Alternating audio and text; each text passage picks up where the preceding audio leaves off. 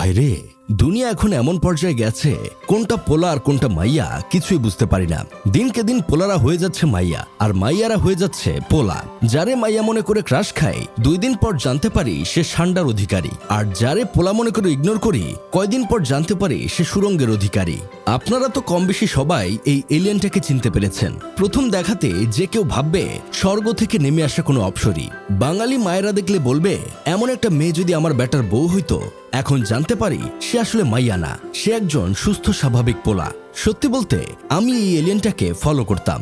মাথায় ওড়না দেওয়া, চোখে কাজল ও ঠোঁটের কোণে লাজুক হাসি দেখে আমি তো রীতিমতো ফিদা হয়ে গিয়েছিলাম। কিন্তু যখন থেকে জানতে পেরেছি এটা মাইয়া না, এটা পোলা, তখন থেকে আমার বমি শুরু হয়ে গেছে। আমি কোনোভাবেই মানতেই পারছি না আমি পোলা হয়ে আরেকটা পোলাকে দেখে কিভাবে ক্রাশ খেলাম।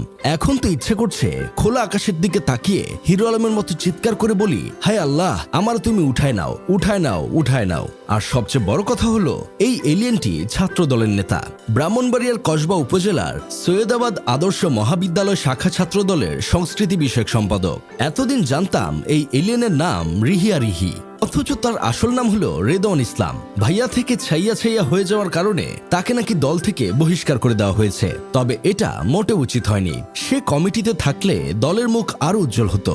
এইসব দেখে এক বড় ভাই বলছে, ছাত্রদল নেতারা নাকি মেধাবী হয় না। এই ছেলেটা কিন্তু অনেক মেধাবী। সুন্দরী মেয়ে সাজলে আইডিতে ফলোয়ার বাড়ে চক্রবৃদ্ধি হারে, 5G স্পিডে, তখন আনুপাতিক হারে ইনকামও বাড়ে। বহিষ্কার না করে ওর মেধা অন্যভাবে কাজে লাগানো যেত। আমার বন্ধু কেরামত বলছে, বিভিন্ন মুভিতে দেখেছি নারী নেত্রীরা পদ পাওয়ার জন্য উপর মহলের নেতাকর্মীদের সাথে ডিনার করতে হয়। এখন এই এলিয়েন পদ পাওয়ার জন্য কার সাথে ডিনার করেছিল, আর ডিনার করার সময় কে কার ডিভাইসে ব্লুটুথ কানেকশন করেছিল? কয়েক মাস আগে একটা নিউজ ভাইরাল হয়েছিল, ফেসবুকে প্রেম, অতঃপর বিয়ে। বিয়ের 1.5 মাস পর জামাই চুল ছেঁড়া গবেষণা করে বের করেছিল সে এবং তার বউ দুজনেই সেম, মানে দুজনের কাছে সান্ডা আছে। চিন্তা করেন ভাই অবস্থা, দুনিয়া কোন পর্যায়ে গেছে। আগে মানুষ থাইল্যান্ড গেলে বিপদে পড়তো, কারণ কোনটা মাইয়া আর কোনটা লেডি বয় সেটা বুঝতে পারতো না। দেখা যেত মেয়ে ভেবে ডিনার করতে নিয়ে গেছে, মাগার ডিনার শেষে মাইয়া সান্ডা দেখে পোলা বেহুশ হয়ে যেত।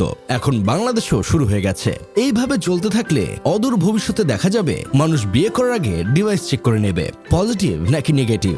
আমি বুঝি না, তুই পোলা মানুষ পোলার মতো থাকবি, তুই কেন মাইয়া মানুষের মতো সালোয়ার কামিজ পরে মুখে মেকআপ, ঠোঁটে লিপস্টিক লাগিয়ে নাচানাচি করবি? আর বেডা, তুই ঠোঁটের কোণে বেনসন ধরিয়ে শার্টের বোতাম খুলে হাঁটবি, এলাকায় গ্যাঞ্জাম করবি, মসজিদে গিয়ে জিলাপির জন্য কামড়াকামড়ি করবি, এলাকার সব নারকেল গাছের ডাব চুরি করবি। তুই তা না করে মেয়ে সাজিস অন্য পোলাকে দিয়ে নিজের কাঁঠাল মারানোর জন্য। উষ্টা মারি তোদের কপাল বরাবর। যাই হোক, শেষমেশ আমি গোলাম হোসেন একটা কাজের কথা কই। উপরওয়ালা সৃষ্টির মধ্যে সবচেয়ে সুন্দর সৃষ্টি হলো মাইয়া মানুষ।